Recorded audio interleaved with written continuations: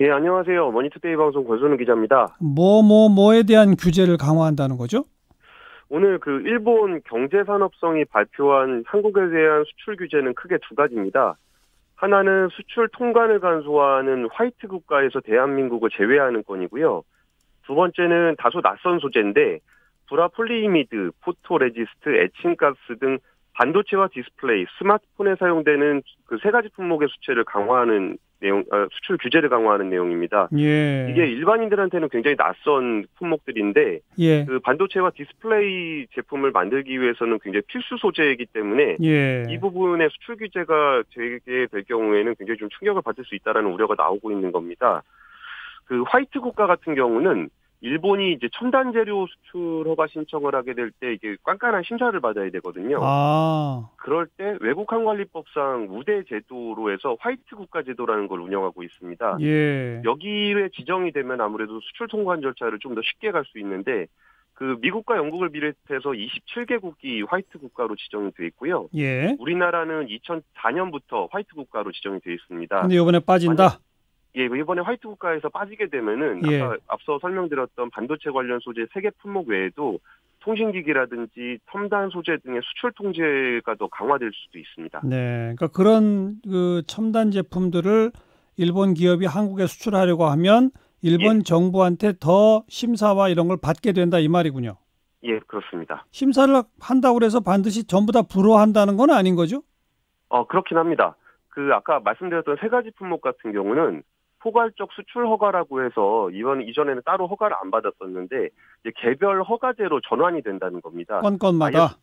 아예 수출을 안 하는 건 아니고 예. 건마다 이제 수출 허가를 받아야 되는데 일반적으로 그렇게 되면 한 약 3개월 정도가 걸리는 것으로 좀 예상이 되고 있습니다. 예. 그런데 이제 심사라는 게 뭐 항상 무조건 통과가 되는 건 아니잖아요. 맞아요. 예.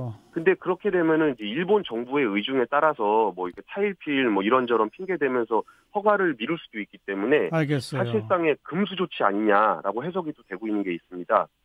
그 또 하나의 문제는 이게 사실 명분이 조금 그 품목들에서 비롯된 문제가 아니기 때문에 잠깐만요. 명분을 풀지 않으면 언제 끝날지 잘 모를 수도 있다는 겁니다. 명분으로 넘어가기 전에 예. 언급하신 반도체와 디스플레이 제조에 꼭 필요한 3개 품목, 우리나라가 그걸 만드는데 일본 부품이 몇 %점 지금 차지하고 있어요? 그 품목에서 따지게 되면은 이 회사들이 이 3가지 품목의 일본 비중이 글로벌 시장 점유율이 뭐 적게는 70%에서 90%에 달하는 재료들입니다. 예. 그리고 우리나라는 워낙 그 반도체와 디스플레이의 강한 업종이기 때문에 거의 그 생산량에서 대부분을 이쪽에서 수급을 하고 있다고 보시면 될 것 같습니다. 그러면 일본 부품 없으면 반도체 디스플레이 사실상 거의 못 만든다 이렇게 봐도 돼요?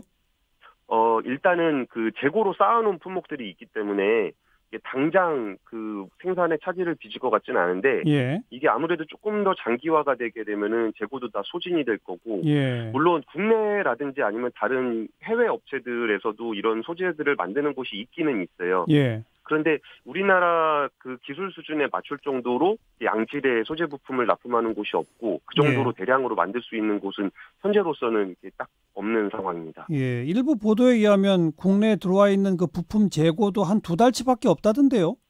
예, 지금 한 3개월 정도 재고 있다라고 얘기를 하고 3개월? 예. 자, 그리고 좀 아까 그 명분 얘기하셨는데 일본은 그 갑자기 이런 조치를 왜 한다고 발표했어요? 일본 정부의 우선 공식 발표는 뭡니까? 일단 공식 발표 앞에서 알려지기로는 아시다시피 경제징용 배상 판결에 대한 보복이라고도 이제 알려졌는데 그러니까요. 정부가 밝히는 이유는 또 딱히 그건 아니에요. 뭐라고 그랬어요? 그러니까 명시적인 이유는 이제 수출이라는 거는 이제 국제적인 신뢰를 바탕으로 구축이 돼야 되는데 관계부처에서 좀 검토를 해보니까 한일 간의 신뢰가 심각하게 손상됐다고 해야 되는 상황이다.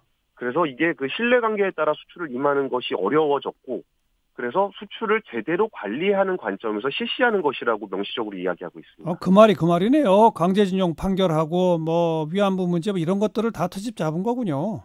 근데 그걸 딱 그거라고 얘기하게 되면은 이제 반론의 여지들이 많기 때문에 좀 두루뭉술하게 좀 그 명시적 이유를 밝히고 있는 것 같습니다. 그런데 우리한테도 타격이 되겠지만 일본도 그 부품을 팔던 회사들 큰 타격이 되지 않겠어요? 일본 내에서도 반론이 있다면서요? 일본 내부에서도 사실 이게 수출 수입이라는 게 한쪽 기업이 다른 쪽 기업에게 일방적으로 퍼주는 건 아니잖아요. 그러니까요. 그렇게 되면은 그러니까 통으로 보게 되면은 우리나라 기업의 일본의 총 그 수출한 양은 305억 달러인데 수입은 한 546억 달러로 우리나라가 한 27조 원 정도 적자를 보고 있는 상황입니다. 예, 예. 그 얘기인 즉슨 일본 기업들이 흑자란 한국으로부터 얘기죠. 얻는 이익이 훨씬 크다는 건데요. 그러니까요.